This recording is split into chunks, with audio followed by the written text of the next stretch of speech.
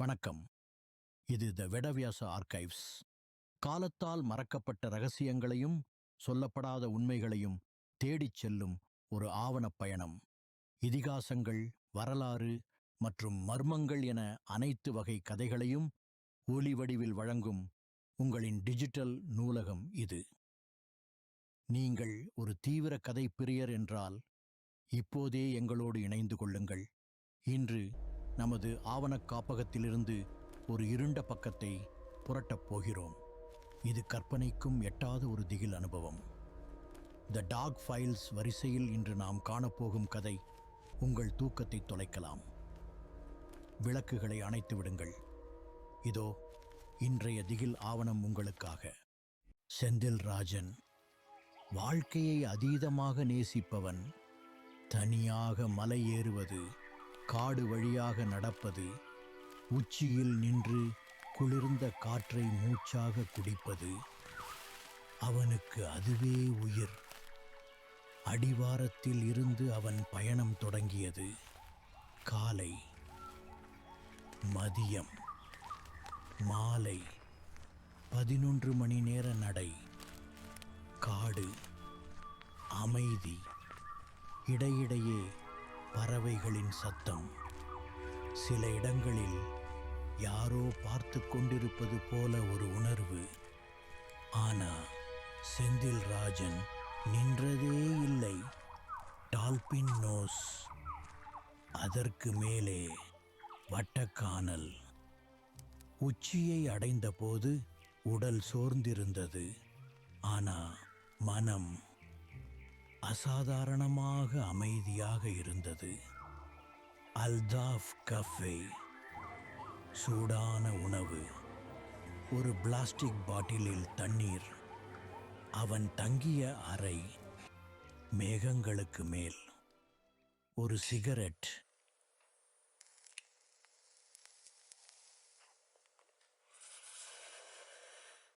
ஒரு நீண்ட மூச்சு.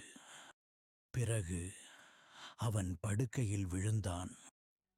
மறுநாள் மதியம். உடல் கனமாக, மனம் மெதுவாக. வெளியே சாப்பிடும்போது உள்ளூர்காரர்கள் சொன்ன இடங்கள்: மன்னவனூர், டெவில்ஸ் கிச்சன், குணா குகை, சூசைட் பாயிண்ட். குணா குகை போகாதீங்க, ஒரு கேரளா பையன் உள்ள விழுந்துட்டான்.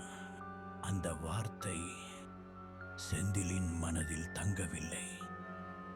மறுநாள் சூரியன் உதிக்கும் முன் நடை ஆரம்பம். காலை 7 மணிக்கு மன்னவனூர். ஏரி, மூடு பனி, அமைதி. நாள் முழுக்க அவன் அங்கேயே இருந்தான், கொடைக்கானலின் அழகை பார்த்து கொண்டே. மாலை. கால்கள் இழுக்க ஆரம்பித்தன. தண்ணீர், மீண்டும் நடை. மாலை 5 மணி. Suicide point. அதிசயமாக ஒரு மனிதனும் இல்லை. காற்று, சூரியன் மறையும் காட்சி. யாரும் இங்கே இறக்கலனா இந்த இடத்துக்கு பர்டைஸ் பாயிண்ட்னு பேர் வைக்கலாம். அந்த நொடி அவனுடைய கால் தடுக்கியது. செந்தில் ராஜன் விழுந்தான். 10,000 அடி.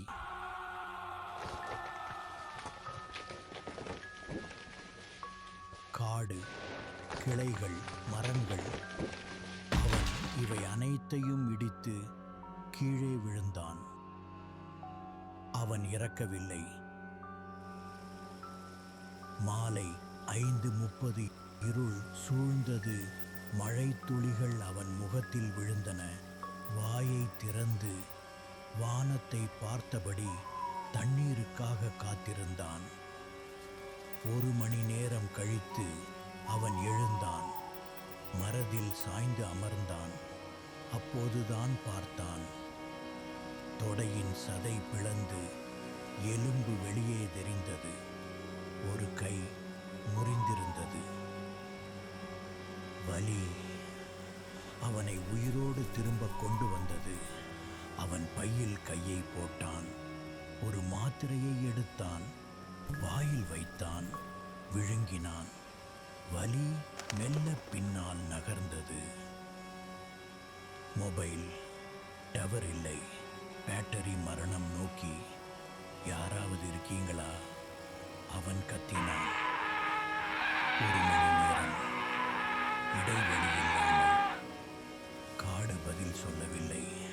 நடுநிசி. காட்டின் சத்தம் மாற ஆரம்பித்தது. பூச்சிகளின் ஓசை ஒரே நேரத்தில் நின்றது. அப்போதுதான் அழுகை. மெதுவாக, உடைந்த மூச்சுடன் பெண்ணின் அழுகை. அது காற்றோடு கலந்து அவனிடம் நெருங்கியது. மரங்களுக்கு நடுவில் ஒரு உருவம். ஒரு பெண், கையில் ஒரு குழந்தை. அவள் முகம் அழுகையால் அல்ல, வெறுமையால் உறைந்திருந்தது. குழந்தை அசையவில்லை. நான் ஏன் இதை செய்தேன்? அந்த கேள்வி செந்திலை பார்த்து அல்ல, அவளையே பார்த்தது போல. அவள் பின்னால் இருள் உடைந்தது. ஒரு முகம், பிறகு இன்னொன்று, இன்னும் ஒன்று. வயதானவன், இளம் பெண், ஒரு கல்லூரி பையன். அவர்கள் பேசவில்லை. ஆனா அவர்கள் மனசு அவனுக்குள் ஒலித்தது. நாங்க எல்லாம் இப்படிதான் ஆரம்பிச்சோம். ஒரு நொடிதான். இங்க வலி இல்லை, வாழ்க்கை முடிஞ்சிடுச்சு. அவர்கள் அவனை சுற்றி வட்டம் போட ஆரம்பித்தார்கள். அவர்களின் கால்கள் பூமியை தொடவில்லை. நீயும் எங்களோடே இரு, வெளியே போக வழியில்லை. செந்தில்ராஜன் கண்மூடவில்லை. அவன் கண்ணீர் வடிக்கவில்லை. நம்பிக்கை மெல்ல அவனை விட்டு போனது. கடைசி ஆசையாக அவன் பையில் இருந்து ஒரு சிகரெட்டை எடுத்தான். கை நடுக்கத்துடன் பாக்கெட்டில் இருந்து லைட்டர் எடுத்தான். ஒளி. அந்த சிறிய தீ அவர்களின் முகத்தில் ஒரு நொடி உயிர் இருப்பது போல காட்டியது. ஒரு பஃப். அந்த புகை அவனுக்குள் ஒரே உணர்வை திரும்ப கொண்டு வந்தது. நான் இன்னும் உயிரோடு இருக்கேன். நான் போகிறேன். அவர்கள் ஒரே நேரத்தில் சிரித்தார்கள். அந்த சிரிப்பு மனிதமல்ல. அவன் எல்லா முயற்சியையும் ஒரு உறுதியாக சேர்த்தான். எழுந்தான். மீதமிருந்த எல்லா வீரியத்தோடும் நடந்தான். இரவு. காடு. செந்தில் நடக்கும்போது முன்னால் மரம் உடையும் சத்தம். அடுத்த நொடி கண் ஜோடி மஞ்சள் ஒளியில் மின்னியது. சிறுத்தை. அவன் நின்றான். ஓடவில்லை.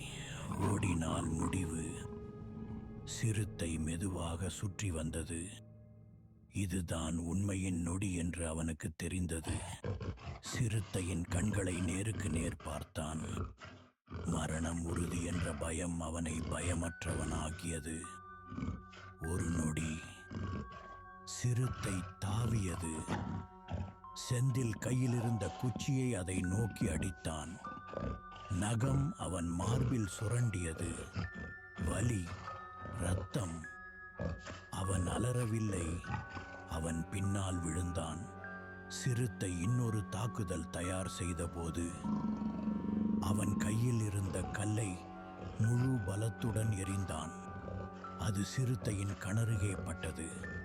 ஒரு கர்ஜனை. இருள். தொலைந்தது. செந்தில் அசையாமல் அமர்ந்தான். உயிர் இருக்கிறதா என்று தன்னை தானே உணர்ந்தான். விடியல். முதல் ஒளி மர இலைகளுக்குள் நுழைந்தது. செந்தில் நின்றான். உடல் அவனுக்கு சொந்தமில்லை.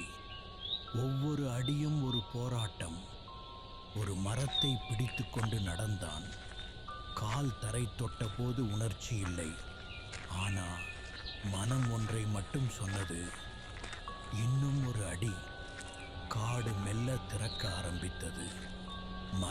ஆண்டுகள் பின்னால் போனது போல ஒரு மண் பாதை, ஒரு மனித சத்தம். யாரோ இருக்காங்க. அவன் விழுந்தான்.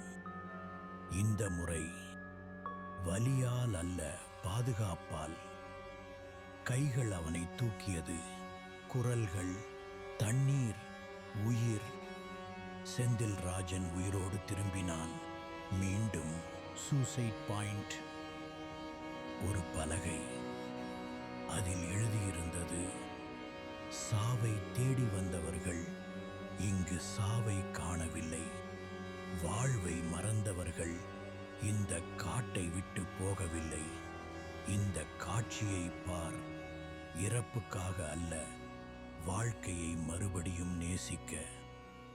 இது ஒரு கதை இல்லை, ஒரு எச்சரிக்கை. மறைக்கப்பட்ட தமிழ் பயங்கர கதைகள் இன்னும் வரப்போகுது. சப்ஸ்கிரைப் பண்ணுங்க. அடுத்த கதைய இரவுல தனியா கேளுங்க.